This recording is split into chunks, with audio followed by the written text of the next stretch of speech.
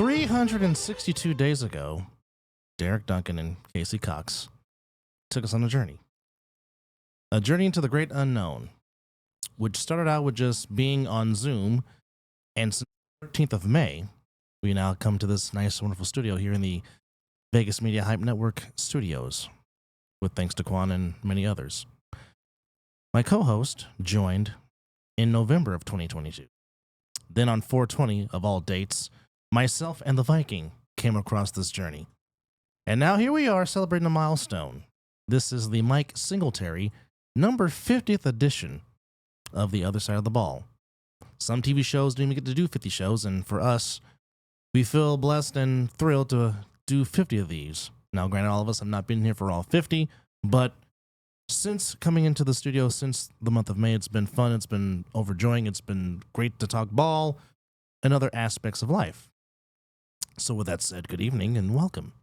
Double A Anthony Alvarez here with you, and it's just two of us, as Bill Withers was singing earlier in the pre-production meeting, but it's myself along with Chris Veira, and I get to stare into Chris's eyes for the next hour and a half. How are you, sir? Don't stare too deeply. You make me feel uncomfortable. Well, we have Quan here, and Quan has an apprentice learning the Jedi ways of being behind the scenes. And stepping in for his day today, we have Peanut in the background. He is producing this show, so shout out to Peanut, a.k.a. Pierce, a.k.a. Pierre. Thank you, sir. Pierre. So normally in September, when it's Labor Day weekend back in the old days, and that normally meant you saw baseball dirt on football fields, and that meant it was time to go back to school, in my case. But nonetheless, how was your holiday weekend, sir? I would like to say uneventful, but I'd be lying, considering I had fantasy draft on Monday, drank too much on Saturday, and don't remember much of Sunday, so should tell you. Well, there are some parts of Sunday he does remember, because there was a football game that took place that you and I were going back and forth on. That was a great game. Well, if you are a fan of the Florida State Seminoles, yes, indeed, it was a fantastic game as they mollywopped the Bayou Bengals of LSU 45-24, held them to 7 points in the second half, which was a late garbage touchdown. But Mr. Keon Coleman and Mr. Jordan Travis had themselves a game. What was your take on seeing your beloved Garnet and Gold basically showing that last year was not a fluke in beating the Bayou Bengals?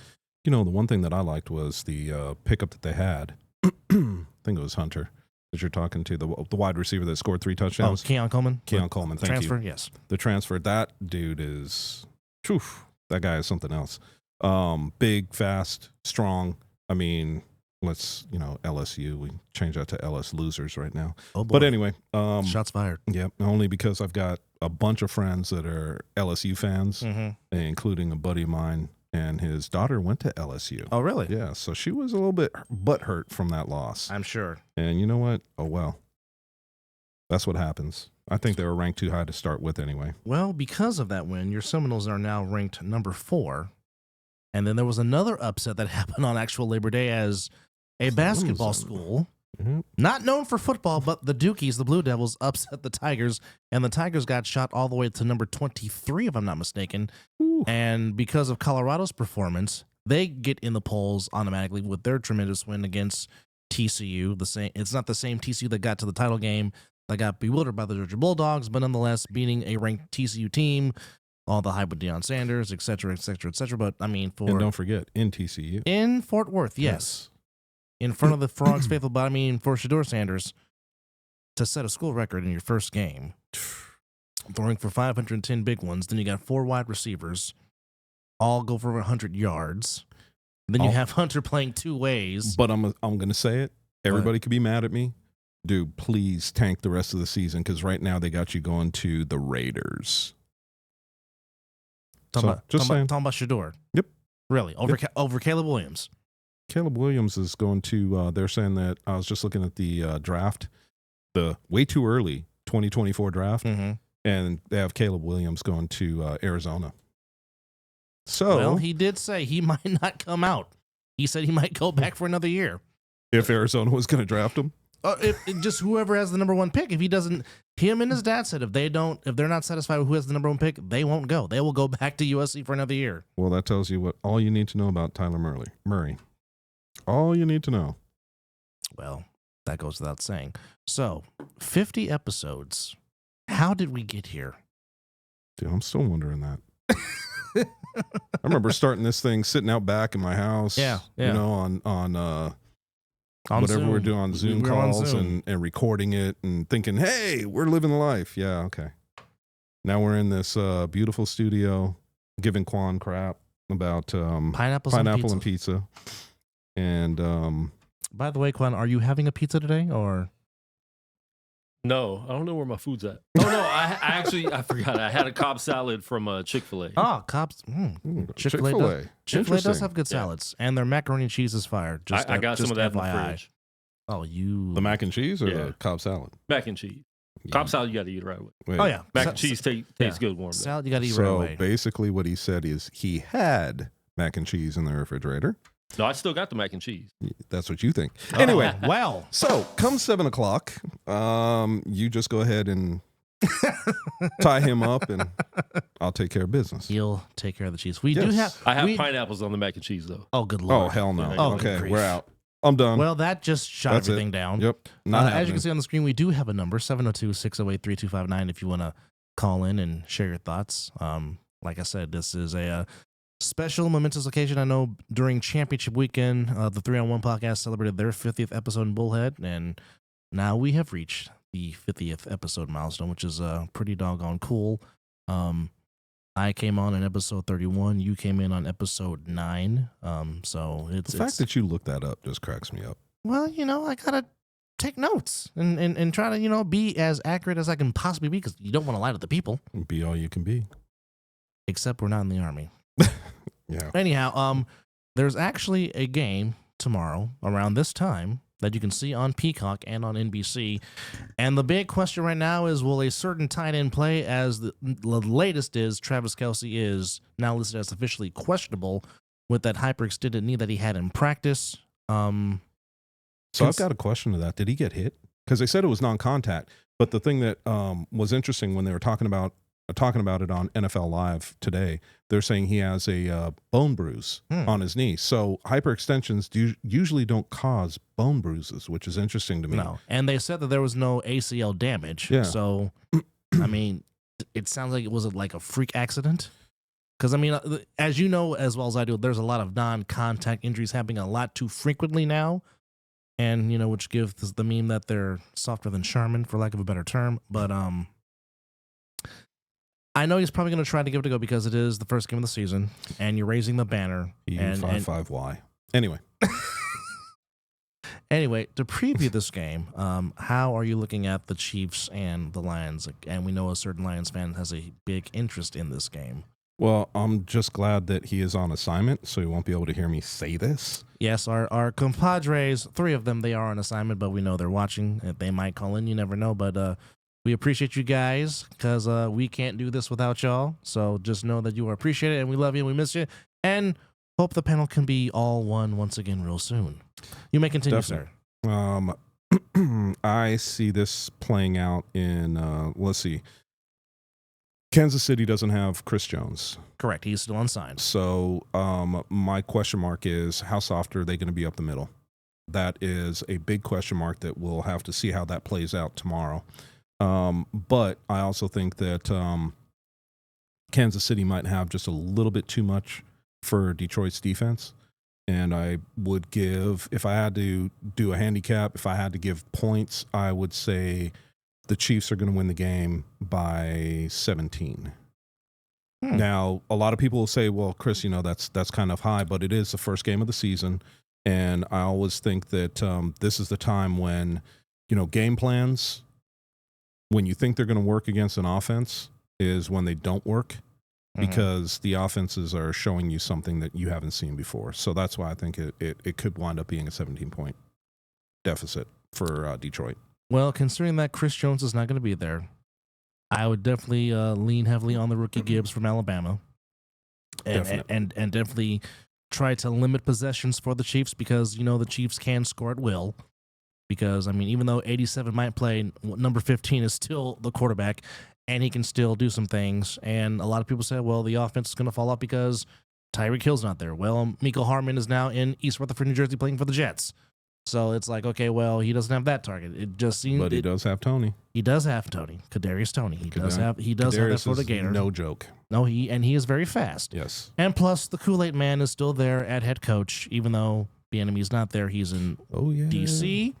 So as long as he is calling plays and drinking Kool-Aid, eating cheeseburgers, the Chiefs will always have a chance. Now, with that said, moving on to the next game, this is going to be a tough matchup for my beloved team because it is never easy going into Pittsburgh to play the Steelers. And yes, I'm pretty sure the rest of the faithful is happy now because Nick Bosa has signed his deal. I was preparing for the fact that he wasn't going to play. I mean, yeah, they say he's in the best shape of his life. I would say that. Again, that's what they're saying. That's what he's saying. But of course, it's all about that first contact when you get hit, and then we'll see what kind of a shape you're in. But with that said, Purdy has looked solid. He has looked healthy. Kenny Pickett came along the last few weeks of the season. He's vastly improved. Of course, trying to stop Najee Harris is never fun. Trying to block TJ Watt, is never fun. I think in this particular day, I think the Niners have to do a lot more scoring as opposed to letting it lie in the weeds, because if you keep it close, playing a Mike Tomlin team, as you know, they seem to always sneak away with one. Sorry. I was just thinking about Scotty when you said sneak away. Oh, well, touche. Yep. Touche. Shout out to you, Scotty. Butt naked booty scoots. Just don't get caught, but enjoy your assignment. Yes. And whatever you were getting into earlier today, which we'll kind of keep under wraps. But feel free to call in if you want to, Scotty. So, and tell us about the ordeal. So how do you feel about the team that you can't stand both these teams because you can't stand either of them, so you probably wish this game ends at a tie, don't you? Pittsburgh and Frisco? Yeah. No, man. I could be very, look, bottom line is, yes, I could be an asshole and I could say, you know what, I hate both teams. And I know that Frisco is two of the guys sitting here's favorite teams, and we won't say anything about that, Quan. Just don't go out and take a look at your car later. Anyway, basically what I'm saying is that I could be very, I could look at these two teams and say, without a shadow of a doubt, the realistic piece is going to be, who can establish a passing game first, because realistically on the running game, we know that both of them can run the ball. Yes. That goes without say, but who is going to be able to establish the passing game? And it worries me, and I'll tell you why it worries me is because, I've got your boy in one of my fantasy drafts, and no, I'm not starting his ass because I just don't even know why I drafted him to begin with, to be honest. Anyway. Were you not paying attention at that time? I had a few. Okay. So that's going to be my excuse. And I saw Purdy, and I'm like, oh, okay, yeah, I'll take him. And then when I got home, I was like, you did what? Damn. All right. Well, stuck with his ass now. But who's your starter? My starter is who is my starter? Damn. Now you got me. I gotta look. Can't you ask me something I would just know off the top of my head? Okay. Who you got in the game? And I've got Frisco. Okay. Frisco's going to win that game. I don't think that there's any. I think that there's a real shot for Pittsburgh to bring the upset, but I think that Frisco's defense is just too strong. So my thing is Frisco. And by the way, my starter is Joe Burrow. That's a pretty good starting quarterback. So yeah, that's pretty good. I actually, funny enough, what I have is a mirrored image of what Derek has in our league, which is it is because he's got Chase and Waddle, and so do I. Oh wow! In a different league, so yeah, it's not like we're on the same page or in the same league or anything. But that's a lot of SEC speed in your fantasy team for sure. Yeah, and I also picked up Hopkins. D-Hop's got something to prove this year, and I think so. And I think he might ball it because he still can help a team win some games with his ability for sure. Speaking of which, Ravens and the Texans, C.J. Stroud making his debut, Lamar Jackson returns, and he's got a lot of weapons. I think for me, Zay Flowers, the rookie from Boston College, he's going to be a problem with secondaries. I think he is extremely good. The big question is can Baltimore run the ball? Can J.K. Dobbins stay healthy? Can the defense get back to what they've been known to do, which is be the Ravens' defense? I think the Texans are building. I love D'Amico Ryans. I think he'll be a fantastic head coach, but I think it's going to be a long first year for him. I have the Ravens in a comfortable margin. Definitely will be double digits, but I got the Ravens at home. If you don't think it's going to be double digits, man, I said it is going to be double digits. Okay. I thought you said it's not going to be double No, digits. I'm like, how's that comfortable? They're going to be leading by 7 with 5 minutes to go in the fourth. Yeah, that's not comfortable. Not comfortable at all. But the question mark for what you're talking about is simple to me, and that is, what are the realistically, what's Houston have defensively? I mean, they've got a defensive coach. What do they have defensively? What are they bringing defensively? Because they've got a rookie quarterback. Correct. They don't truly have what I would consider the bell cow running back to kind of alleviate some of the pressure off of him. Damian Pierce is not bad. No, he's not. But the problem is he's definitely, nobody could sit here and say he's a bell cow. And he can, not yet. Yeah, not yet. But I don't know where he is going to be in, the middle of the season. Correct. Is he going to be banged up? Is he going to still be able to deliver? So I would say the Ravens, in my eyes, Ravens by at least 15 in this game. Well, speaking of Joe Burrow, it is the Battle of Ohio on the shores of Lake Erie. It's the Browns and the Bengals, and they're only giving Cincinnati 2.5. Yeah, look at the if I've got to be honest, look at the defense for. Defense from Cleveland they're not a bad defense. Anytime you can add Zadarius Smith to pile up to team up with Myles Garrett, that can be some problems. And I'm pretty sure Myles Garrett was saying thank you very much. Well, I mean, it's got to take away. I'm not going to say it's going to take away the double team, but I think that what it gives him is a little bit more one-on-ones. And if that's the situation, then good God, I feel sorry for Burrow. It's going to be a long day for him. It really is. Well, the question has been with Cincinnati have they shored up the offensive line? Because Burrow has been banged up since he's been in the league. Now, granted, he's been able to shake it off because of his God-given ability, and he's just that dude. Man, they got my boy over there now, Lyle Collins. That does help. That helps. That helps. Is he healthy? And when we saw him in Cincinnati for our playoff game, he looked great. Mm-hmm. He looked great. It looked like he was down a few pounds. He looked like he was ready to play. So I'm hoping that that's the same place he is now. I mean, that guy is a monster. So we'll see what happens with him. It's very interesting to see. These first games always kind of, are.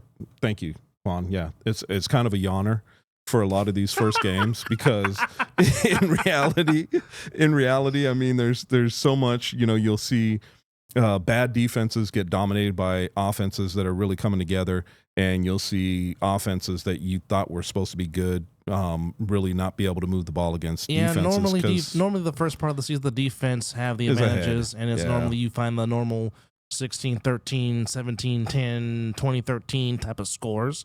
Now you know why I drink so much on the first night. Well, you guys are under the bright lights, but we'll get to that down the road. But I think the Browns will lean heavily on Nick Chubb. My question is now that there's no Kareem Hunt, who will be the complement to spell Nick Chubb? Because, I mean, when those two were together, they were a very nice dynamic duo. But it's a decent question. And the thing about it, too, is you have, with Cleveland, they've got offensive weapons, for wide receivers for sure. But the question mark is, if Nick Chubb goes down, what do they have behind him? Yeah. And that's a scary thought, man, because, I mean, that guy is he's actually a pretty decent power back.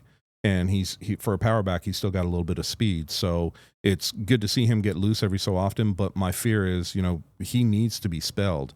And I don't know that Cleveland has somebody to spell him. So be interesting. I think one player that will help them, now that he's free and has a chance to show his skills, is I like them getting Elijah Moore from the Jets. Yep. Very talented at Ole Miss. I think he wasn't utilized properly with the Jets. And I think given the fact that now Deshaun Watson has no outside interference. That's not Deshaun Watson. No, it isn't? No, that's Mr. Rub One Out. Well, that's love you long time. Yes. That man. Anyhow, he's. How can you? But hold on. How can you pay for do this stuff to these women, right? Mm-hmm. And dude, you could pay for them. Mm-hmm. Cheap bastard. Anyway, go ahead. He was. Sorry. Yeah. Well, he was paying for the massage. Decided later that he wasn't paying enough. Well, they wanted more. They wanted more. Then there's that. And then there's stealing crab legs. But hey, to each their own. It is what it is. But that's jumping up on the friggin' in the dining room and yelling. Look at me. Look at me. No, punch him in the pussy. Oh boy. So that's what he screamed.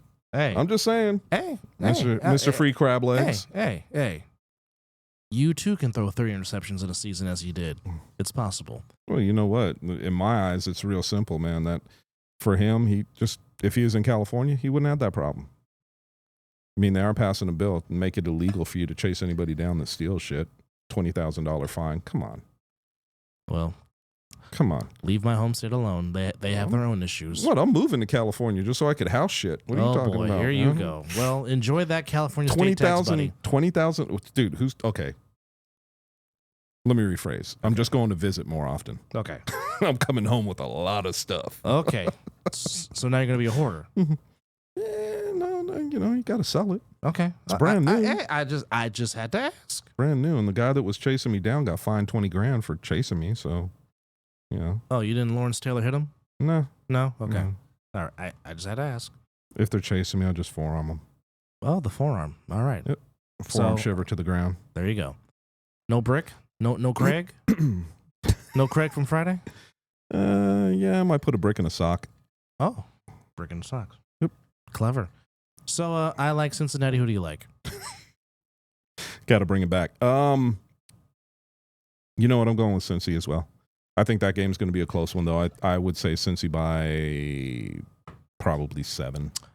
If I had to hesitate to guess. I will say McPherson will walk it off with a field goal since he has a cadence to do that from time to time. I actually want to say 4, but I mean, if we're looking at it, I'll say a touchdown. Considering again, they're giving the Bengals 2.5. Yep. So, I mean, which is insane. It is what it is. But it's a rivalry game, so anything could possibly happen. Okay, next up. The Buccaneers and Vikings from the big ATM in the Twin Cities. Vikings. Before we even go into it, that's Vikings. All you got is Vikings? Well, who's covering Jeffries? Who's covering him? Who's covering Addison? Who's covering Osborne? That's a good question. Pick your poison. Yeah, that's a very good question. Even though I know Country K would vehemently disagree. Shout out to Country K of the All Pro Jaffos, big Buccaneers fan, but I'm pretty sure he would vehemently disagree with you on that. But Coach Q too. Coach Q would have my ass for saying that, but you know what? Sorry, Coach. I'm just letting it fly. Well, the Vikings last season were very good at close games, which is the equivalent to in baseball 1-run games. The Vikings were very good at that. They won a lot of close games, last-second games. So and they got their asses handed to them in a few games. Yeah, didn't show up for one. We won't say who they were playing, Cowboys, but I mean, just got that ass handed to them. And that was a Cooper Rush start, was it not? Yes, it was. Okay. So how do you let Cooper beat you like that? With a brick upside your head. Let alone them putting up a 40 burger with Cooper Rush. Yeah. Who knew? Yeah, really, who knew? And I like all the Viking people that want Cooper to friggin' start for the Cowboys, get out of here. I did not say that. No, you didn't. Okay. But I saw it. Okay.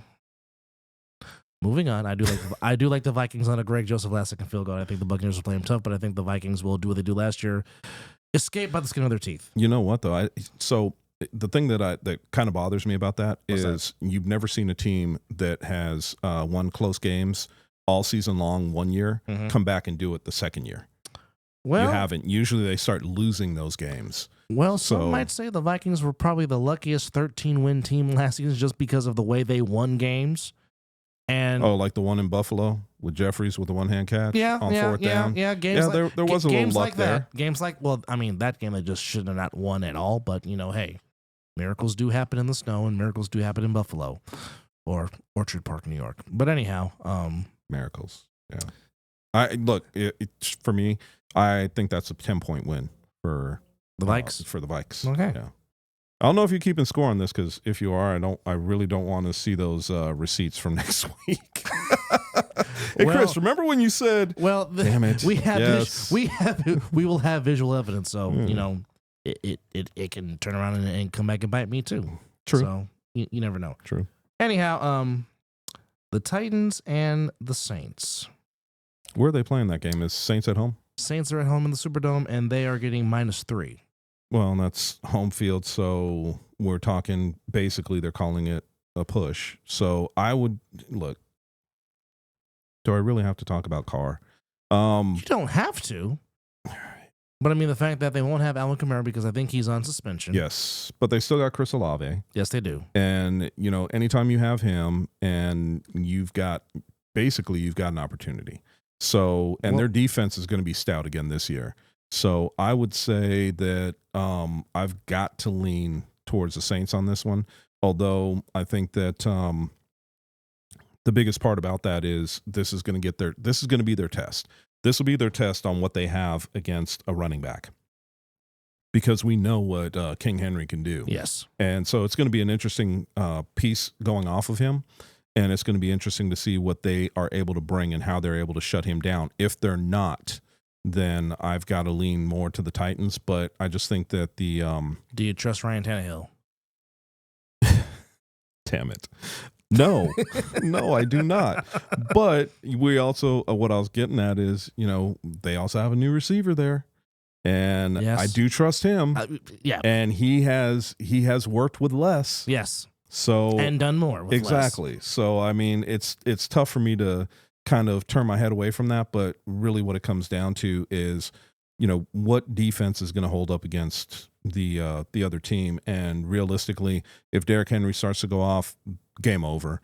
But if they're able to hold him and they're able to turn that around, I think that I really think that we're looking at the Saints probably being able to pull that out. And I would say that is just them barely covering. I think it could be a 3-point game.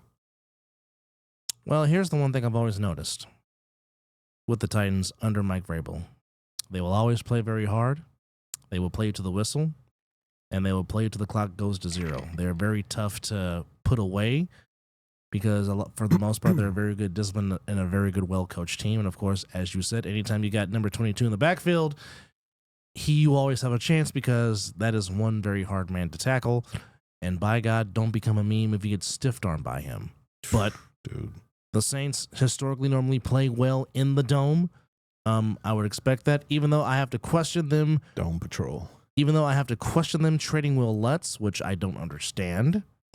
But you have to get under the salary cap, man. Well, yeah, I guess that luxury. I guess that luxury tax is just not a. It's not a convenience, if you will. Well, a luxury tax will be great, but you got to remember in the NFL, it's not that way. You have to be under the salary cap, just to be in the draft. So I mean, it forces these guys to start getting rid of players like that, either cutting them or trading them. And you know, you said something though about you know, Mike Vrabel teams will always play hard. Mm-hmm. But I thought that there was something interesting about your old defensive coordinator that is now the Jets coach. I don't know if you watched Hard Knocks. Robert Saleh. Yeah, with him, with his like the one. I got to say it the way he did. Okay. The one fucking thing that I don't put up with is when a coach comes across and say, "Hey, coach, good game. You played hard." Fuck that. I want to beat your ass. And I agree with that. Straight to the point. I agree with that. But wholeheartedly, yes. I agree with that. And to me, that is the attitude that, you know, let's face it, NFL players, hell, we saw it with our teams. You know, you take on the personality of the coach. If your coach is soft, guess what your team's going to be? Soft. So when I see things like this, it kind of gets me going because I see coaches out there all the time that I think are soft, and you watch their teams, and guess what? They're soft. But if you see some of these other coaches, Vrabel being one of them, you know, you can damn well bet they're playing their asses off. The other one is Detroit. I mean, their coach is, he's no joke. And they will run through a wall for Dan Campbell. Exactly. And Campbell is one of those coaches where he's going to tell you like it is, and if you don't like it, too damn bad. Or leave. Yeah. Well, you can lock the. We have a caller. Caller, how are you? Welcome. Poop. Caller, can you hear us? Can you hear us? You are live. Hello. Can you guys hear me? Yep, Yes, we can got now. you. Can you hear me? Yes. Yes, sir. Yes. Don't listen to your radio. Hello. Listen to us. We can hear you. Can you hear us? All right. I can't hear you from my phone, but I can hear you from the TV. Okay. Welcome. I got you. What's going on, y'all? How are you? This is He's waiting for the Big delay. Mike from Snow Tribe. What's Oh, going what's on? up, man? What's going on, brother? What's good? What's going on? It's like a huge delay over here, so my bad for the delay. But nah, I'm just letting you guys know we're definitely highly invested to watch you guys. We appreciate it. Thank you. You know, we want to know when's the next episode of. I know you guys are doing like some type of Hard Knocks for Vegas. You know, like the actual input on them putting together the season. I think on Insomniacs, we definitely want to watch that. See what's going on. Oh, yeah. That's with the Jaffos, right? No, that's with Oh, yeah. That's with yeah, Sino. yeah. Sino. Yep. They're still finalizing some stuff. Hopefully within the near future. All that will be shown on Tubi. So if you have the Tubi app, get that because that's where they'll be showing those episodes. I know they just did some more round interviews with the team and the coaches. So hopefully it should be done real soon. There's no exact specific date that they're going to come out with that, but they're still finalizing stuff and putting it together. And let the delay play, and then he'll answer. Okay, bet. Oh, nice to hear that. You know, but all right, yo, it's just Big Mike here, snowing out. I'm gonna catch you guys later. We just watching you guys. You know, we definitely big fans of the podcast. Appreciate you, Big Thanks, Mike. man. Thank you, buddy. Appreciate that. And of course, the Snow Tribe doing some big things. They just had their OTAs, and Mr. Huff did make an appearance with the Snow Tribe. So Really? yeah, he was there. Oh. Matt and Corey covered that, and they talked about that on their 3-on-1 podcast that you can also watch on YouTube and also wherever podcasts are sold. So Downloaded. you can do that too.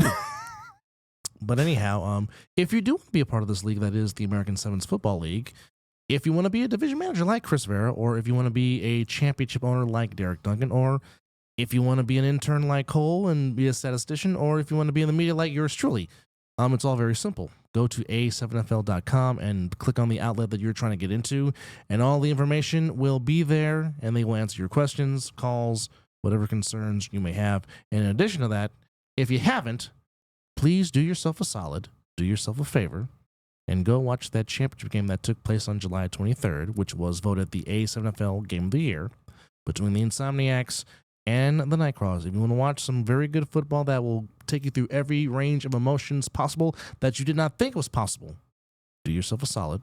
Go to Caffeine TV or the A7FL page on YouTube or asnfl.tv and go watch that game. And by the way, shout out to Logo and to Bagway.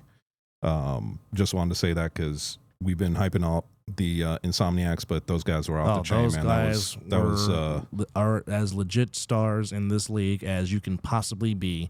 Those two put on a spectacular performance, albeit they came up 4 points short, but they left nothing on that field. They have nothing. That whole team has nothing to be ashamed of, and I think they definitely will be back next season. Oh, yeah. And let me say, Logo did leave something on the field. It was a little bit of blood, but he did leave it all on the field, and that's for damn sure. So, next season, for me, I think that our fall season is going to be a lot of fun. The only thing that is a drawback from that is watching other teams play within the A7. So our next spring season is, I think, going to be a lot of fun. Which is our 10th season. That's hard to believe, right? That it's already at number 10. So, I mean, dude, some of these teams and some of the movements that we have for the fall is going to be a lot of fun. Oh, yeah. I think we're going to see some teams that, really come up and play that we didn't think were going to be good. Mm-hmm. Because, like we said, you see something on paper, that's great. Yeah. But until they actually bring it and put it on the field, you don't know what it's going to be like. So I want to see what they do in the fall, and then I want to see some of the shuffling that may go on during the spring. Well, I know this upcoming weekend, I think there's going to be a scrimmage at Sierra Valley High School or Sierra Vista High School this upcoming Saturday. Sierra Vista. Really? Yeah. Okay. I think it's involving the Outlaws and somebody else. I saw, but I didn't get a chance to scroll through it. But I know it's this upcoming Saturday, 5 p.m. at Sierra Vista High School. A scrimmage amongst the fall teams for the upcoming fall season, which, by the way, the fall season starts in December the 3rd, which is, of course, my born month. Thank you very much. Your born month. Oh, I'm a December baby. Yes, I am. When's your birthday? 9 days after the start of fall, the 12th. Sagittarius? That I am. Oh, okay. Interesting. Thank you. All right. We're in my birth month. This is correct. Yep. I got 2 more weeks. Libra season for you. Yeah, 2 more weeks, and then I get to celebrate. Well, my old ass. Stop it. What? Stop calling yourself old. Dude, I'm the oldest man in this room right now. Oh, realize that, right? I'm older than some of the cameras. I'm older than Stop it. Most of the cameras. Stop that right now. I'm older than Quan, older than you. But Quan does still have his hair. I'm a little bit jealous about that. I still have mine. I just like to cut it. Yeah. I don't like hair. I'm just a cut shiny. mine most. I'm just most a of shiny the time? dome. Yeah. That's all I am, is a shiny dome head. Quan, how old are you? I'll be 47 on the 2nd. October? Okay. Oh, he's another Libra. Okay. Yeah. No wonder why you guys have a good rapport. You're Libras. 5 years apart, though. And so I'm one right. one likes pineapples on the pizza. Yes, and that ain't me. Just really? saying. Really? How Just can you saying. tell? Can't stand that. Ugh. Anyway. Back to padded football. The Panthers coming to the Dome against the Falcons. Falcons are -3.5. I have gone on record and said it. I've said it on the Javos. I said it on my show, the Mizzle and Dub show. Then I'm just going to say it here. I have B. John Robinson as my Rookie of the Year. I think he's going to have a fantastic rookie year. Hopefully, Kyle Pitts can get back to some of his rookie form, and Drake London can show off his skills. I don't know if Spencer Rattler is the guy at quarterback for the Falcons, but we will soon see Sunday against the Panthers. Bryce Young, I think he'll be a talent, but I think there's too much to overcome. Frank Wright has a huge job ahead of him. So I'm going with my alma mater's mascot. I'm going with the Falcons. I will go with the Falcons too, but the thing that bothers me the most about the Falcons is their quarterback. And while we're talking about Pitts, we know that he's a matchup nightmare. Yes. Because of his speed. Yes. The only thing that I'm afraid of with him is something that Peyton Manning said when he was at his alma mater at Tennessee. If you throw the ball here, you're good. You want to protect your wide receiver. If you throw the ball here, you just lost your wide receiver, and he's going to be pissed when he gets out of the hospital. That's my fear for Pitts, because I've watched their quarterback, and he does not always protect his wide receivers.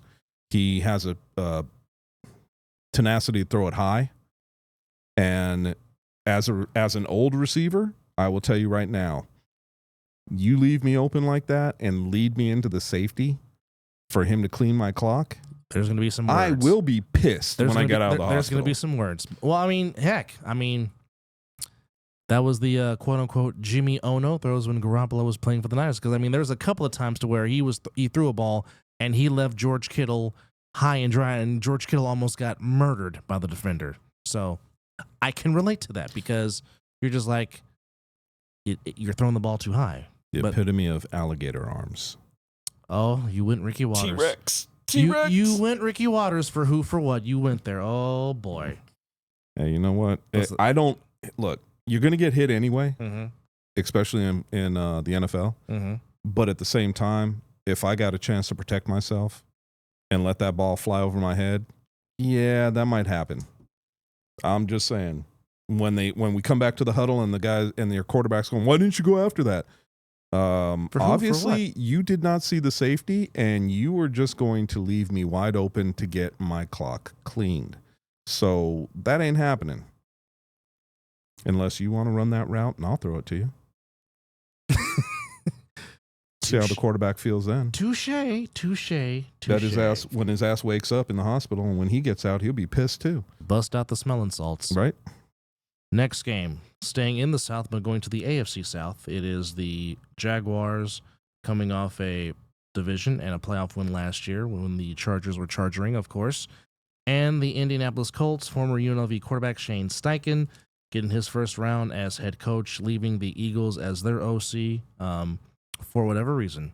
And I really don't know why, but whenever the Colts just see Duval, for whatever reason, the Jaguars just seem to just have their number, be it mentally, be it psychologically. I just don't understand why, but who's playing quarterback for the Colts this year? Anthony Richardson is the starting quarterback. He is quarterback number 1. I want you to know I actually knew that. Oh, you just want me to answer it? No, Okay. but I'm thinking in the back of my mind, still, who's playing quarterback? Because that boy just looks to run. And my fear for him is I don't want him to be another, and this is a lot of people that are listening are going to be like, what? There is a point in time with rookie quarterbacks when, offensive coordinators like to give them half the field. They like to give them 2 reads. If the reads aren't there, do what you got to do, throw the ball away. Or tuck it around if you got ability. And now he's got that ability. So Correct. I just don't want to see him get hurt. Correct. And I think that is a high possibility because his number 1 running back is on the PUP list and will not be playing. Well, he's on the PUP list, but he's really not injured. No. They said it was an ankle. It's not an ankle. He ain't injured. Well, they're trying to see if anybody will trade for him. Let's talk about that. Okay. He's disgruntled. Mm-hmm. He wants out. And Irsay being Irsay is not letting him go anywhere. He's not letting him go anywhere. I mean, did you see the price that they were asking for him? What was the price? 2 first-rounders. Yeah. Then they cut it down to 1 first-rounder. Oh, okay. Yeah. That sounds like, a running back who's in his late 20s looking for a big payday. Yeah. Yeah, sure. Yeah. Uh-huh. Yeah, I'll do that right now. Let me pull that money out of my pocket. Well, I mean, Irsay's not hurting for money, but okay. When he does come off the PUP list, if he does, do you see him playing the season, or do you see him sitting out for the season? So, I think that we're in a situation with him where he has to play. Okay. I don't think he can sit. Okay. Reason being is you are coming off 2 years where the 2 years don't necessarily match up with your productivity. Yeah. So you had 1 productive year and 1 not so productive year. If you sit, you are not Le'Veon Bell, who showed what he was made of. So when he came back, there's teams that wanted him. You're not him. Sorry. So what's going to wind up happening with him is, somebody is going to, if they lower their price, their asking price for a trade, somebody's going to pick him up. Question is who? Now, in my estimation, there's a couple of teams that were looking at him from the beginning that, came back and said, well, your asking price is way too high. And I think one of them was the Patriots. And I think what they were hoping for was to pair him up with Zeke, because they would like to get a running game going. And I think that the other 2 teams, if I'm not mistaken, I could totally be off on this. One was the Washington Redskins, Commanders. It's hard for me to it's hard for me to say Commanders. That's just a worse name. You had 2 years to come up with a name, and that was Commandos. That was all Daniel Snyder. We want the Commandos. Yeah. And then I think the other one that was lowballing it was the Philadelphia Eagles. Interesting. So, yeah, it is. It is. I mean, Philly looks tough on paper, and the biggest thing for Philly that we've all seen is that Super Bowl hangover for the losing team. It's real. And the thing that you always seem to notice is their injuries start to pile up. Correct. Now, last year Philly didn't have any adversity to overcome. Are they going to have it this year, and how is that going to affect them? Well, you know what happens, be it if you're the defending Super Bowl champion or the defending conference champion, it's always the next season. You get everybody's A+ effort. They give you your very best shot. And going on the injury standpoint, it happened to my team in 2020, coming off of losing the Super Bowl. Yep. Week 2, Solomon Thomas, ACL, gone. Nick Bosa, ACL, gone. Which turned into a 6-10 underperforming, underachieving season. Well, keep in mind, too, Philly had one of the, and they've said it. Don't think that, don't call me out and give me all kinds of crap about it, Davik. There's something there when you have these teams that you got to understand of too. And one of the biggest things that you start to look at when you have teams that are trying to face the adversity from injuries and you're coming back, or you're trying to come back after playing in a championship or playing in the Super Bowl. Philly had a easier route to get to the Super Bowl last year because of the way they played the year before. This year, they don't have that luxury because they're playing all number one teams, because that's where they finished. So your strength of schedule does come into play, and people don't always understand that. Now, let me ask you this question. Now, this is something that has been on my mind since they now put out strength of schedules. Mm-hmm. And my philosophy is this. Okay, so there's 7 playoff slots in each league. So I'm thinking the first 14 slots, I know it's probably hard to do, but I'm thinking the first 14 teams that made the playoffs should have, quote unquote, like a tough schedule, not a cakewalk. I think the hardest schedule should be the defending champion and the defending conference champion, because you were the last 2 remaining. And I think you should have the hardest obstacle as far as trying to repeat or get back to the playoffs. That's just my take. What's your take on that?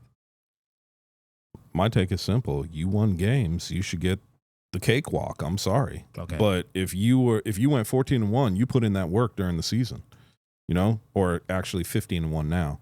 But if 16-1, sorry. And if you did that, you definitely put in that work. So, I think that sometimes we forget that teams will get down to that last game of the season and try to rest their starters on purpose. So if you put in that work, I don't think that you should have to go through the hardest piece. Because, we're basically talking about college, right? Yeah. And in my mind, there shouldn't be this ranking system that is telling you who's going to be playing for what. Because I really think that sometimes the people that rank these teams get it wrong. And you have teams that are lower seed that winds up winning the national championship. Like the BCS. Exactly. They kept getting it wrong except for the 1 year. Well, like I said, they should just change that to the BS, because that's exactly what it is. It's the biggest piece of bullshit I've ever watched. I've been saying that. Well, it's not the BCS now, but now you got the playoff, and now it's going to eventually expand to 12, I think. Well, I think 12 is right. You think 12 is right? And the thing that kills me is they always said, well, how are we going to do this with money? Dude, your playoff games are bowl games. Correct. And that's how your teams make their money. So don't give me that crap. Give us a real playoff. Let us see the better teams win, and then you can move on. And, yeah, any given Sunday, or in this case, any given Saturday, you can watch teams that probably have no business winning win that game and move on. Okay, great. Let's do that. Let's see some of these Cinderella teams, just like you have in basketball for the NCAA. Let's see some of these Cinderellas move up where they could be. And so they don't get to the championship. All the mid-majors. Exactly. But let these other, the only way I could put it is let some of these college teams eat, because, they're not eating right now. Dude, hats off. And the reason why I say that is hats off to friggin' Prime. Look what he did. On a team that went, 1-11. 1-11 last year. 1-11. Now, granted, they've only won 1 game. Correct. I'm not trying to anoint them, but good God, you're talking about playing TCU in Dallas, So you've got an opportunity there to show what you're worth, and they did. So now everybody's talking about, well, they're going up against Nebraska next. Okay, so be it. You're going up against Nebraska. It is what it is. Just don't shit the bed. You're going to be okay. Yeah. 1 loss early in the season doesn't necessarily hurt you late in the year. Yeah. As it's been proven. All right. Jaguars, Colts, what do you got? Jags. Okay.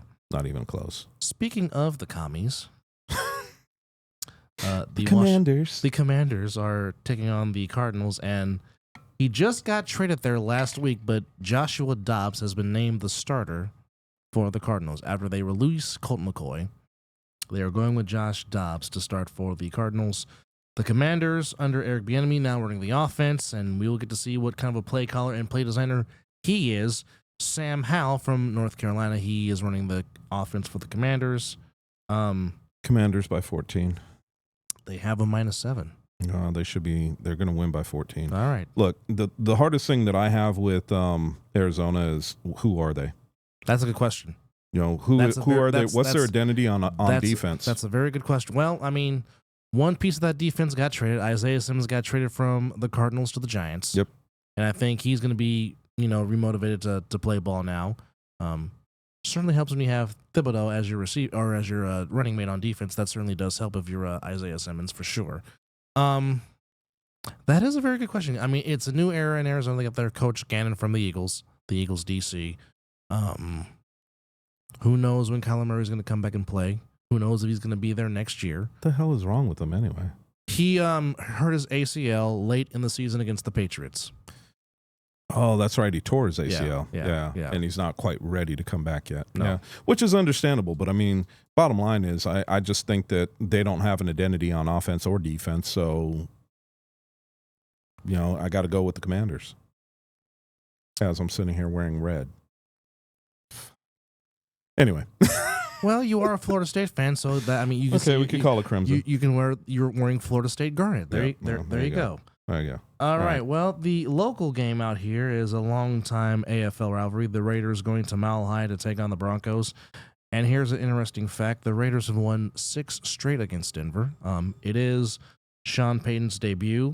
Trying to get whatever little bit he has left out of Russell Wilson. I don't know if that's going to be the case. Then, of course, with the Raiders, there's always drama. There's the whole Chandler Jones drama that happened today. Will he get traded? Will he get released? That remains to be seen. Did anybody else see that? That was some stupid shit. Oh, I can't go into the facility and work out. I got to go work out at another facility. Come on, man. And they call his baby mama. What? Yeah. He was on his Instagram story. He had mentioned that, talking about why you calling her, for who, for what. But yeah, Chandler Jones wanted to work out in the Raiders facility in Henderson. He was not allowed in. Then he started talking bad about Dave Ziegler, the GM. Then started talking bad about Josh McDaniels, the head coach. Now he's like, I want freedom. So who knows how this is going to play out. But set my people free. They're giving Denver -3.5. It's a home game.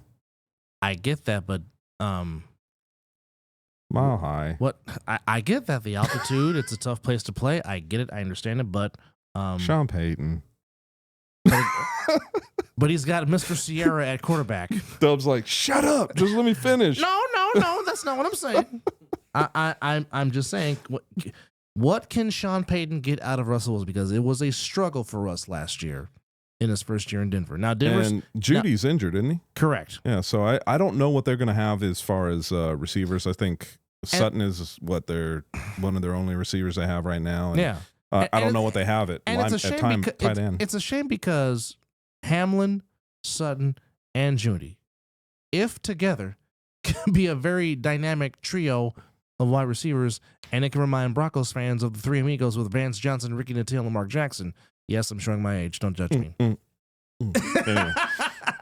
Thank you very much. That was a whole nother Three Amigos. Yes. But with that said, and where that came from. Because I mentioned Three Amigos. But yes. anyhow, who is Russ going to throw to? Now, they do get Williams back. They're fine running back who tore his ACL last season. He's going to pull a Sam Darnold. I'm seeing ghosts. Oh, boy. Oh, boy. Seeing ghosts. Anyway, for me, I think that, dude, it's a hard pick, but I think that I'm going to have to upset a lot of people and say that I think that the Raiders are going to be able to pull this off. I have the Raiders winning their 7th straight against Denver. Josh Jacobs in his career loves seeing the Denver Bronco orange and blue and tends to go off. And considering he's back, yes. So, I mean, if you've got to point to something that they have, Jimmy Garoppolo's he's not exactly what I consider the greatest quarterback in the NFL, but I also don't consider him the worst. I think that Jimmy has got his own due, and we got to remember where he came from. Came from the Patriots. Correct. And we also got to remember where Josh McDaniels, thank you, came from as well, and we know what they can put together. So, but not only that. Now, yes, I know the Raiders' offensive line has to protect Garoppolo. But in the sense, Garoppolo is like another head coach because, again, he was under this offense for 3 years. Yep. Learning from McDaniels, obviously backing up Brady. And then the 2 games he played in before he got hurt, he looked really, really solid at running that offense. In addition to that, and I know people have given him a lot of spite, me included being a Niner fan, but the facts are the facts. 7 out of 10 times that he starts, he wins, which is 70% for those that don't know their math. Now, 7 out of 10 is 70? 70, yeah. Oh, okay. 700 if you're playing baseball. If you go 7 for 10, you're batting 700. Yeah, if you're doing that, you're friggin' You're Babe Ruth or Barry Bonds. A lot better. Anyway, the bigger thing about that is if you break down their offensive weapons, who's got the offensive weapons and who doesn't. I mean, look, the Raiders have them. So they've got the wide receiver, they've got the running back, they've got the quarterback. So really, don't sleep on Michael Mayer, the rookie from Notre Dame. I think he's gonna have a big rookie season. Well, we'll see. You know, everything starts on Sunday. He's a good receiver out of at tight end from Notre Dame. But, well, we can't. You know, Renfro's not bad either. So no, third and Renfro, as Raider Nation likes to say, he is seemingly always open and is one of the best route runners in football. Just watch the tape of these joint practice. He is making defenders look real, real bad. Yeah, that's like CeeDee Lamb. But anyway, go ahead. Well, what we got up next? Well, so Darius was torching my team in the playoff game for sure. I'm just saying. Next game. This one is intriguing for a lot of reasons. It's the Miami Dolphins taking the trip to Inglewood, California to take on the Inglewood Chargers. Inglewood Chargers. Hey, SoFi Stadium is located in Inglewood in the hood. As Bill Parcells always said, you are what your record is. To me, you are what city you play in, and they play in Inglewood, so they're Inglewood, dadgummit. So then your Niners are Santa Clara. Okay, just throwing it out there. The term San Francisco died on January the 19th, 2014, when Richard Sherman tipped that ball and Malcolm Smith came off the tip when Crabtree was waiting the pass from Kaepernick when Kaepernick didn't see Quentin Patton open in the flat, which could have got them closer to the end zone, but I digress. Anyhow, the Chargers. Damn, doesn't it sound like he's bitter? Just saying. Well, I'm just saying. Well, just like the Alvin Harpin slant. Damn him, okay? 99 yards ain't a bad thing. Well, he almost went 90 yards. But anyhow, the Chargers are -3. Needless to say, Brandon Staley, the head coach of the Chargers, is literally under the hot seat because... Not on it, under it. Under it. Oh, wow. Yeah, he's under it. Okay. Because the minute they lost that playoff game with the Jaguars, he went from on the hot seat to under it. So now, I mean, obviously, he's underachieved. Now, granted, he got to the playoffs last year, but it's the same thing with the Chargers. So would you call him a lame duck coach? Because if he is, they're not going to play for him. It's hard not to say that. But, I mean, they do have a new coordinator.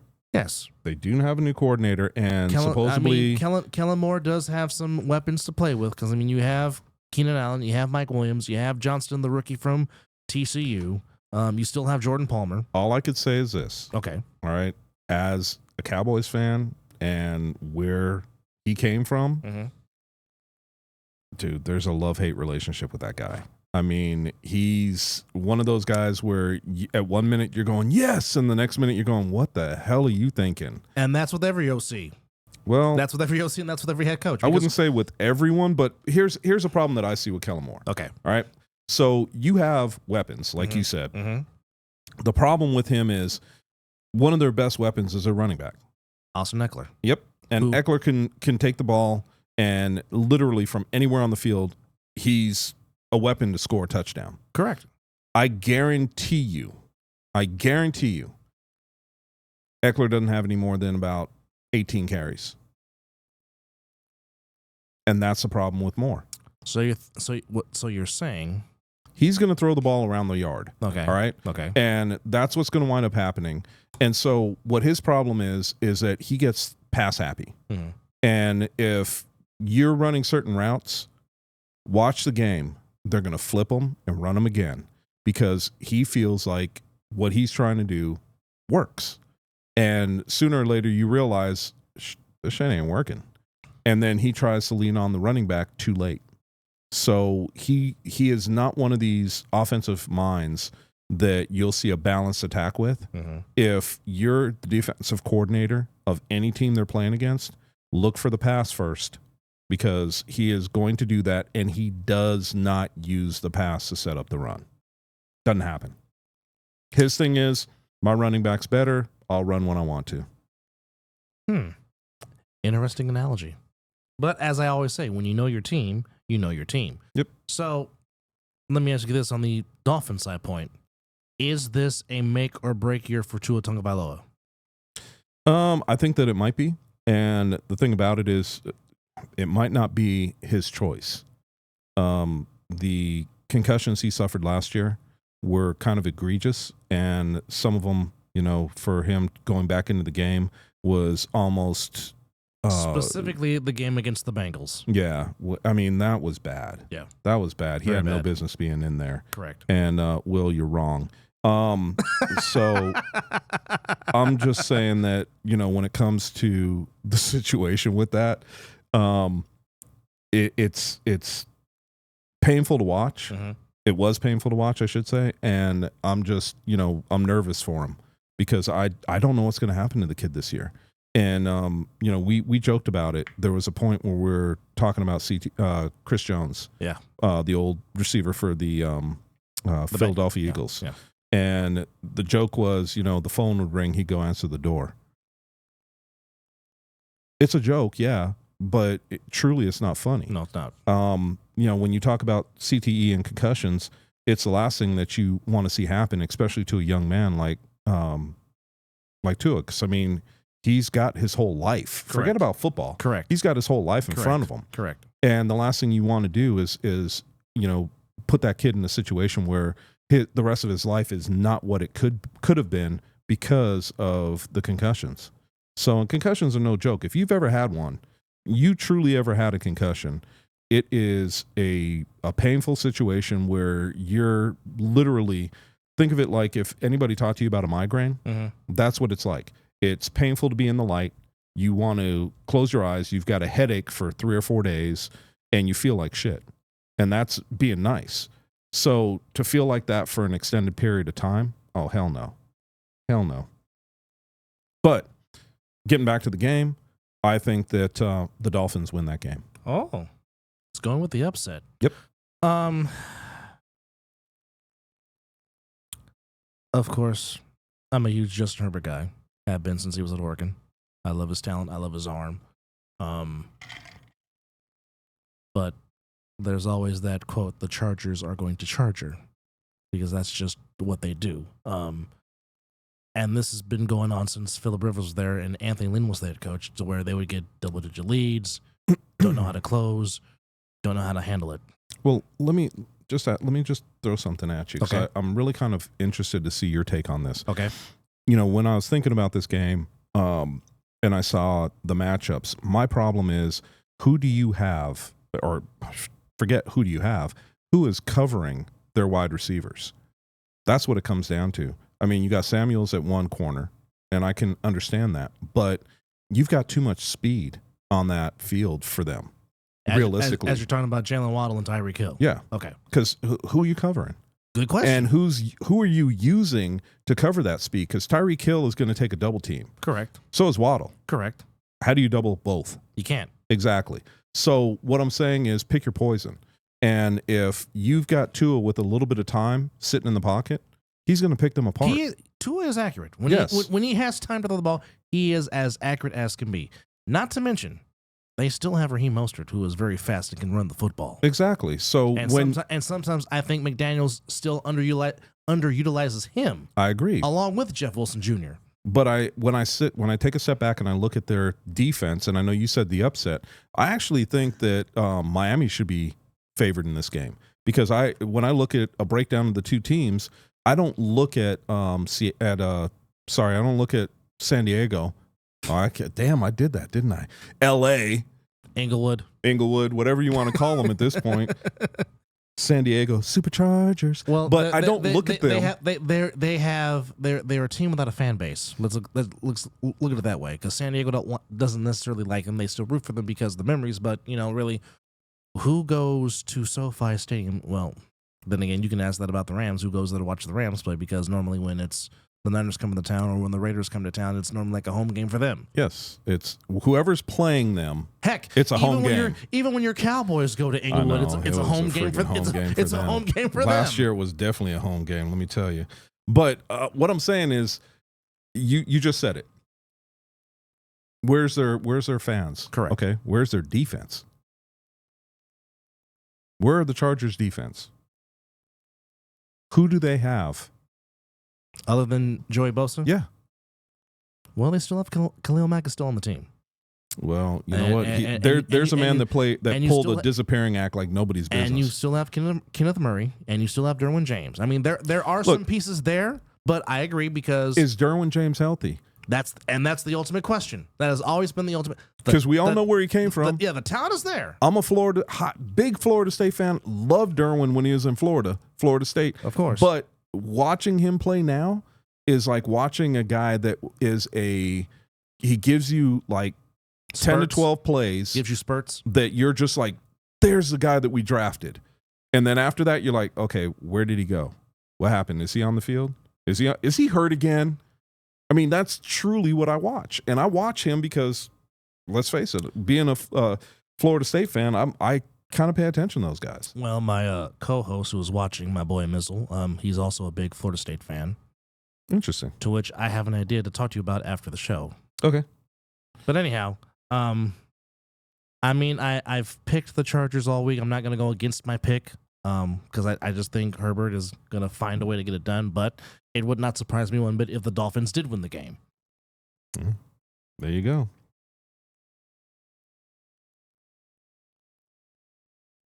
All right. Corey Hammond gives us 2 cents. Thank you, Corey. Yeah, Corey, we're just kind of going through it right now, man, because there are some things to talk about in our league, but you know what? NFL's starting tomorrow. It's kind of a 50th show, and we're having fun with it, so that's why we're talking NFL instead of A7. But you know what? Next week we'll be right back on A7. And we did talk about some things in the league, and like we said, you guys were there for the Snow Tribe OTAs, which was pretty interesting.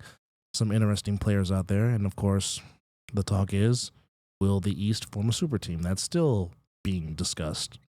I think it's an interesting point because I know that they think that the Insomniacs are a super team, which is interesting because there's still a lot of talent in Vegas that didn't join up. Correct. You know, there's a lot of talent here in Vegas. I mean, we saw the kid at the combine, 6'5", 215, runs a 4.1, 440. I mean, look, there's a lot going on in Vegas. There's a lot of transplants. There's a lot of people here. There's a lot more talent that we can pull from that just hasn't happened yet. And so I think that, you know, when we say super team, I really don't know that you necessarily want us to put together a super team. And the Insomniacs are not a super team. It's a bunch of friends that came together to play football. And did they come from other squads? Sure, because they're friends. That's why they came together. So it wasn't necessarily a super team, and we'll see the Insomniacs in the fall season. We'll see the Insomniacs next season. Defend the title. And, you know, they are the champs until they get beat. So, you know, that's the way I'll refer to them, and even all their players. I mean, one of their players is, believe it or not, I took my daughter to school for the first time, and who's her dean? One of the offensive linemen. So it's kind of nice. You know, it's a family thing. So, Corey, do I agree with you? Yeah, bruh. But, you know, next week when there's bigger panel and we have stuff to talk about, we could bounce things off of good old-fashioned Corey Cox and the Viking, and we can have some fun with that. We'll be talking about it, but it's just Dub and I, so we're enjoying our time. What's the next one, Dub? Patriots and Eagles, and they got Philly -4. Really? Correct. Philly at home? No, on the road in Foxborough. Wow, and Philly's favorite? Wow. By 4. Okay. -4, yeah. You know what? I hate to say it, but I'm going with Philly. You might want to take a sip of your cup right now to wash it out. Yeah, I got to get that taste out of my mouth. But I do agree, Eagles. Yeah, Davik hit me up, and it was pretty funny. He goes, I said, well, you know, the Cowboys. And he goes, isn't that the wrong name? And I said, look who's talking. I was thinking the same thing about what you were just saying about the Eagles. Anyway, and by the way, I know that Kelly, I know you're watching. Love you, baby. But yeah, I can't stand your Eagles. I'm just letting you know now. Anyway, where were we? Talking about you picked the Eagles and then you had to get that bad taste out of your mouth. Yeah, can't spit here, so. But yeah, it's definitely a very, very, very bad taste. The oldest rivalry in the National Football League on the shores of Lake Michigan at Soldier Field. It's the Green Bay Packers and the Chicago Bears. And they got the Bears -1. I'm taking the Bears. I take the Bears in the upset, if you want to call it that. I don't think it's an upset. I think that they've got it right. I think that the Bears are going to win. I think the Bears are going to win a close one.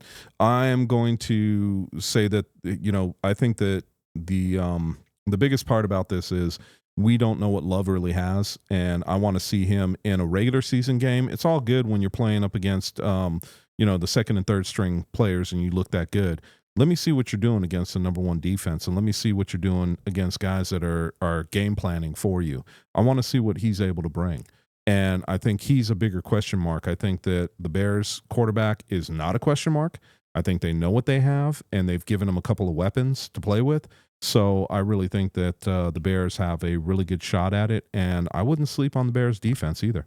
Only thing that concerns me about the Bears, because They play in Chicago? No. Oh, okay. Just checking. No. The only thing that concerns me about Chicago is the offensive line uphold enough to upheld Justin Fields and not, leave him out to the Wolves. That's the only question I have about the Bears. You could say that against you could say that about the Green Bay Packers offensive line too. I agree. And if Justin Love happens to look the wrong way and he gets his clock clean, boy, you know what? We could be sitting here next week talking about, so who was the backup quarterback for the Green Bay Packers? And that's a good question. Yeah. Because I surely don't know. I don't either. But even that, I'm still taking the cheeseheads just because. Okay. Because the Bears have cheese curds? That too. Okay. All right. Rams, Seahawks in Seattle. Seattle is -5.5. Rams and Seahawks? I'm going with Seahawks. I don't think the Rams have enough this year for anything. Cooper Kupp is not playing in the first game. That is correct. And who knows how long he's going to be out. And that was Stafford's favorite target. Correct. So, and what do they have at running back? Cam Akers. Yeah, okay. Another Florida State guy. Correct. And that was a guy that they were trying to trade last year. So I don't see but it's funny how they figure out, he can still run the ball, and now he's becoming their running back number 1. Go figure. Well, I mean, great that he's their running back number 1, but the fact of the matter is, as a Florida State fan, I'll say one of Akers' favorite thing is to put the ball on the ground. Just saying. Well, he does have to improve that. Yes. Yes, indeed. High and tight. And we're not talking about a haircut. Like I said, I think the Rams, they sold everything to get that 1. They got that 1, and now they trade all that draft capital to, get Ramsey, but now he's gone. He's in Miami, even though he's not playing until December because he hurt himself.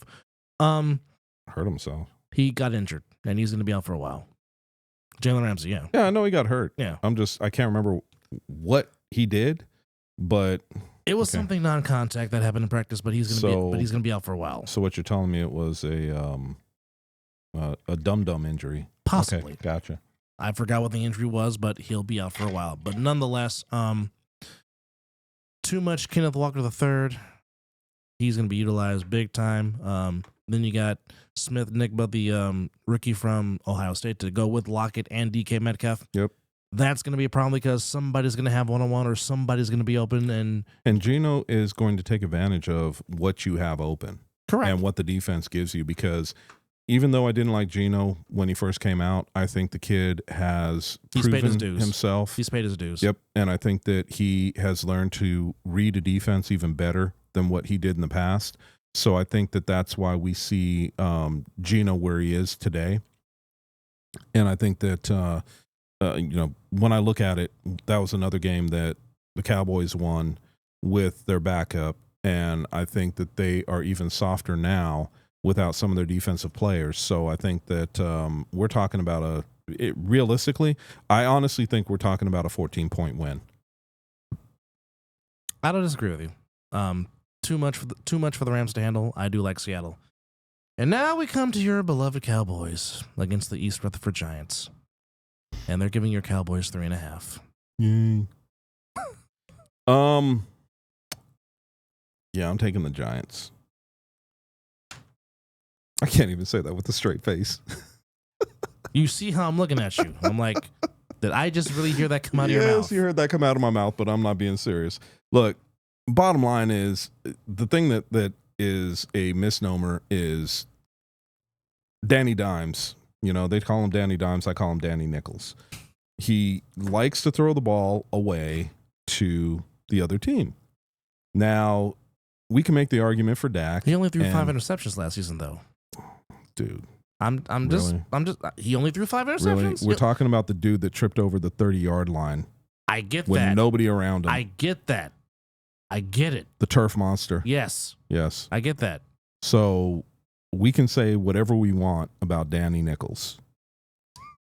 I don't care. Whatever you want to say about him, I've been watching the boys since college. Okay.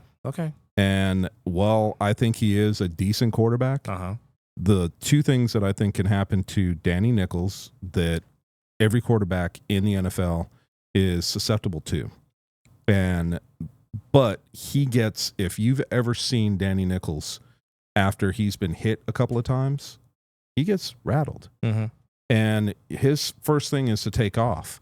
But I think that in this game, Dallas their defense is pretty stout going into this game. Well, it helps when you have number 11 to anchor that defense. Well, you know, and you can't sleep on some of the other guys that like to hit in that defense. Like Van Der Esch. And so when I take a step back and I look at what they have, I think that, especially with this being the first game of the season, and the problem with it is Dallas has never won. I want you could look this up. Dallas has not won the first game of the season with Mike McCarthy as their head coach.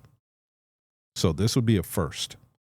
So the problem with that, in my eyes, is Dallas is probably one of the only teams, if not one of the few teams, they don't play their starters in the preseason at all.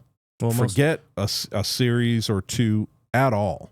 And I think that's a problem. And I think that these guys use that first game to knock the rust off, which I think is a joke. So in this, do I think that Dallas could win? Yes. But I think they're going to lean heavily on their defense.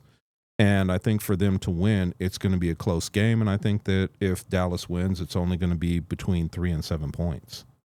Well, you know I can't pick the Cowboys for obvious reasons. Yeah, I know. I'm going to pick the Giants. I just think they'll, on the eve of it being 9/11, and that's the same reason why I'm picking the Jets on Monday night. I think the emotions of that and the celebration of that, I think is just going to lead both New York teams to get a win. Well, keep in mind one thing. What's that? When you get that hype for games and you have that adrenaline flowing, you have that crash. Correct. So correct. I don't know necessarily. For me, who are the Jets playing? The Bills. Please, it's 2 New York teams.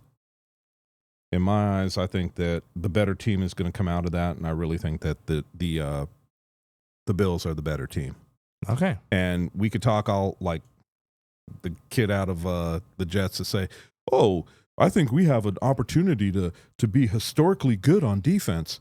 Dude, put your money where your mouth is. Slow your roll. Put your money where your mouth is, young man. First, get to the playoffs first. No, win a game first. That too, but get to the playoffs first. Before you start talking that shit. Win a damn game. You don't have it in you to talk that much shit before the games even start. All right? Young man, just keep your mouth shut, because what you just did is you gave billboard material. To Josh Allen. To the whole friggin' team. That too. Not just Josh Allen. Everybody read that and went, "Oh, really? Okay. Okay, so if we hang a 30 burger on you, which never happened to the Chicago Bears in their 85 season, we hang a 30 burger on you, and what do you got to say then?" And by the way, we all know what's going on with Chicago Bears. Great defensive lineman. Yeah, Steve Mongo McMichael, Yes. battling Lou Gehrig's disease, who's also a finalist to be possibly going to Canton, Ohio in the Hall of Fame. I'm hoping that does happen for him, because Mongo, who in his prime, was never at a loss for words. Never. And always spoke his mind, but also was a fantastic football player, lining up beside Richard Dent and Dan Hampton, and certainly, hopefully, Mongo can get that honor and get his flowers while he is still able to see that. It's just, I mean, Lou Gehrig's disease is just a horrible disease. Watch a friend deteriorate from that, man. It is horrible. Horrible. And luckily, Dwight Clark didn't suffer as much because he did have ALS, but he slightly passed away after that. But yeah, hopefully Mongo McMichael can get his gold jacket and bust in Canton, Ohio. So as we come to the last part of this 50th episode, yes, I know specifically we didn't talk about the brand, but this is something me and Chris wanted to do and kind of, talk about the other football stuff. But seriously, to make 50 episodes is quite the accomplishment because, as I said at the top of the program, not many things even get to 50 episodes. There were sitcoms that were canceled. There was shows that were canceled. There was, a lot of stuff that didn't even get to 30. So for this particular podcast to get to 50 episodes, which number one says you like what we do and you like the content that we put out, and for that, we're appreciative and we're grateful because, as we've said many times, just thought of something. What's that? So next week will be 51. Correct. The week after will be 52. Correct. The Sunday after our 52nd, I will be turning 52. No, interesting piece. I didn't think about that. But to pinpoint, yes, I'm getting old. Shut up. That was not my pinpoint. Oh, okay.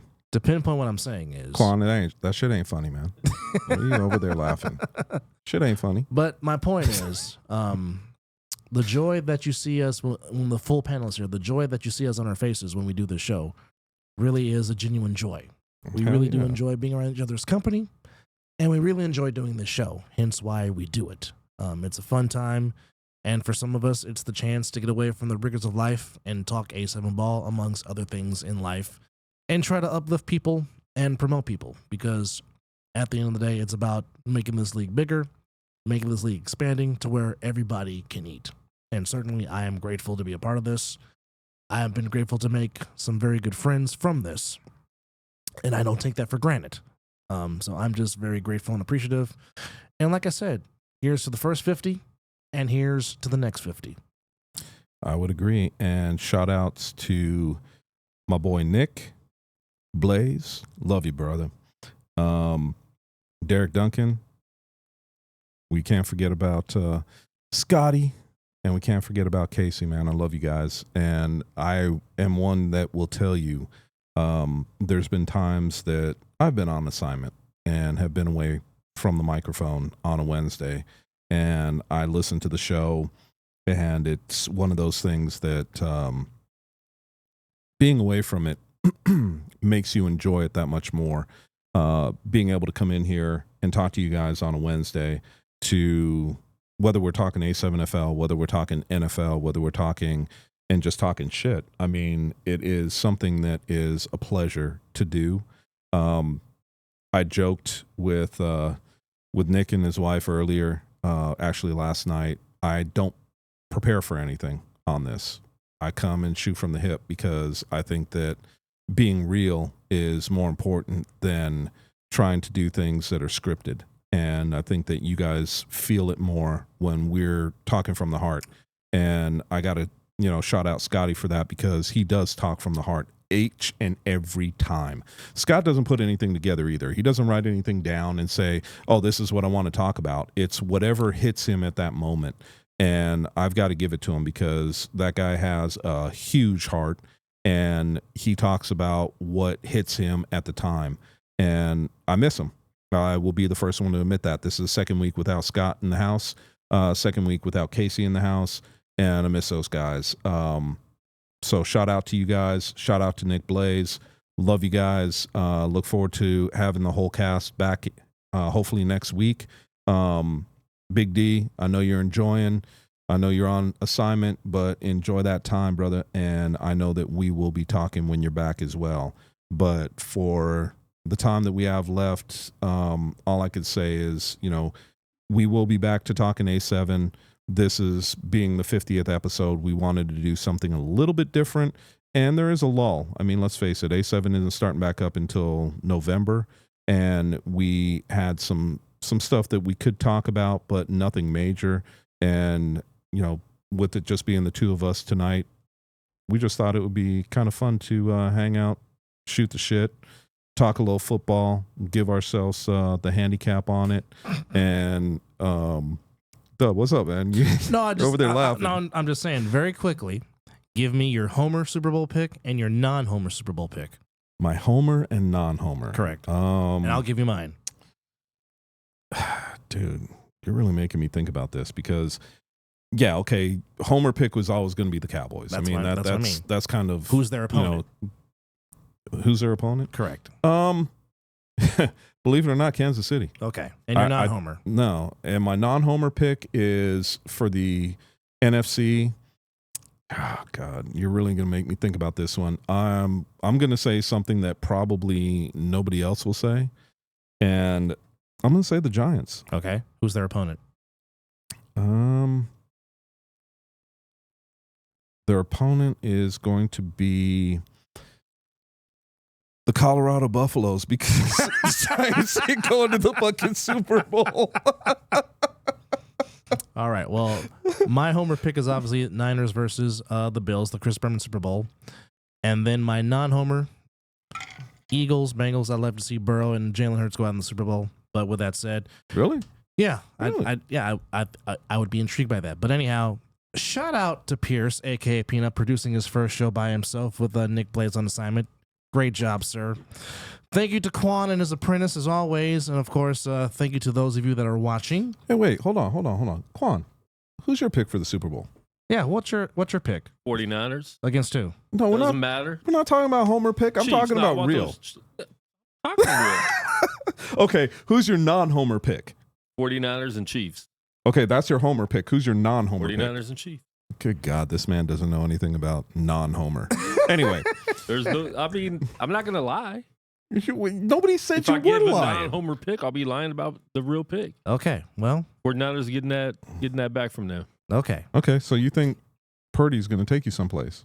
Yeah. So you're saying I should start him him last year if he didn't get hurt. So you're saying I should start him in my fantasy league? No. Special thanks. I mean, if you had someone other than Burrow, I'd say maybe, but okay. Well, at least you're being honest, man. I like that. Special thanks to Quan and his apprentice, as always. Thank you to those watching. Thank you for Big Mike from calling in from the Schno Tribe. For Chris, just like saying Schno Tribe. I'm Double A, and for Casey, Derek, and Scotty, and Nick, who are all on assignment. And hopefully the Voltron Force will be back to form the Blazing Sword next week. But nonetheless, you have watched the 50th edition, and we'll see you on the other side of the ball. Go Cowboys!